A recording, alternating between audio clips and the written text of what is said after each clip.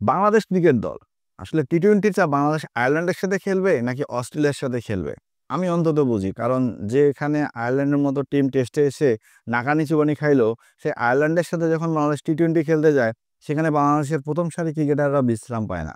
তাদেরকে দিয়েও খেলাতে হয়। একটা সময় ছিল আমরা প্রশ্ন করছিলাম যে তামিম, সাকিব, মুশফিক, রিয়াদ এদেরকে কেন জিম্বাবুয়ের সাথে খেলাতে হয়? হ্যাঁ?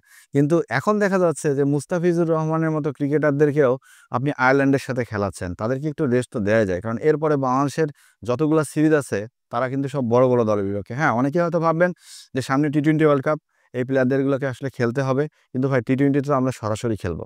বাংলাদেশ দল তো আর বাছাই পর্ব খেলে টি-20 বিশ্বকাপ খেলবে না। সো এ কারণে আয়ারল্যান্ড মতো ক্রিকেট টিমের সাথে আমরা কি মুস্তাফিজুর রহমানদেরকে একটু ছাড়পত্র দিয়ে অন্য কোথাও খেলতে পাঠাইতে পারতাম না? বা রেস্টে রাখতে পারতাম না?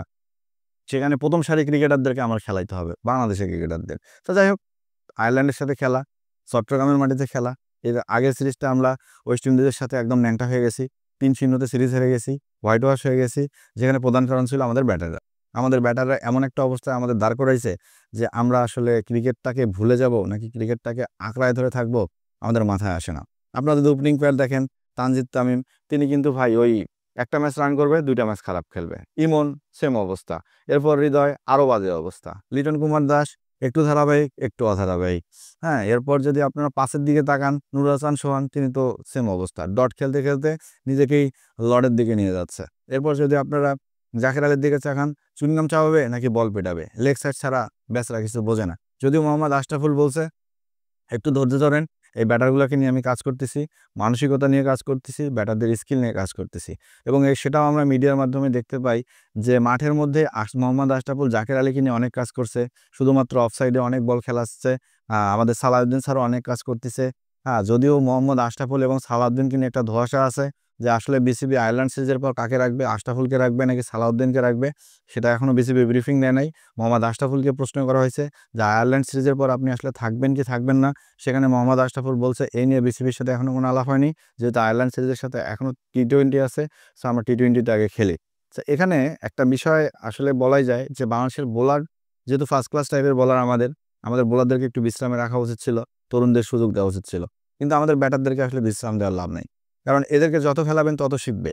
আর এরা শিখতে, শিখতে বড় মঞ্চে গিয়ে হাঁটু কাঁপবে। দেখবেন এইবার যে সিরিজটা হচ্ছে আয়ারল্যান্ডের সাথে। লিটন দেখবেন ৩ টা ম্যাচেই ভালো খেলবে। তামিম দেখবেন যে একটা ম্যাচে সেঞ্চুরি করতে পারে। ইমন দেখবেন যে খুব ধারাবাহিক রান করতেছে।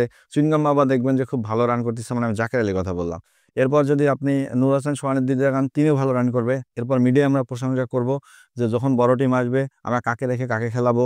আমাদের আসলে এটা মধুর সমস্যায় পড়ছে কোচ, মধুর সমস্যা আমাদের টিম ম্যানেজমেন্ট, কিভাবে একাদশ সাজাবো। এই প্রশংসাগুলো যখন আসবে আমাদের প্লেয়াররা ফুলবে বেলুনের মতো।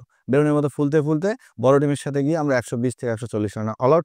যখন আমাদের সামনে ১২০ এর টার্গেট আসবে, আমরা ২২০ এর স্টাইলে ব্যাটিং করব। আমাদের সামনে যখন ২২০ রান আসবে, তখন আমরা ১২০ এর মতো টেস্ট খেলবো।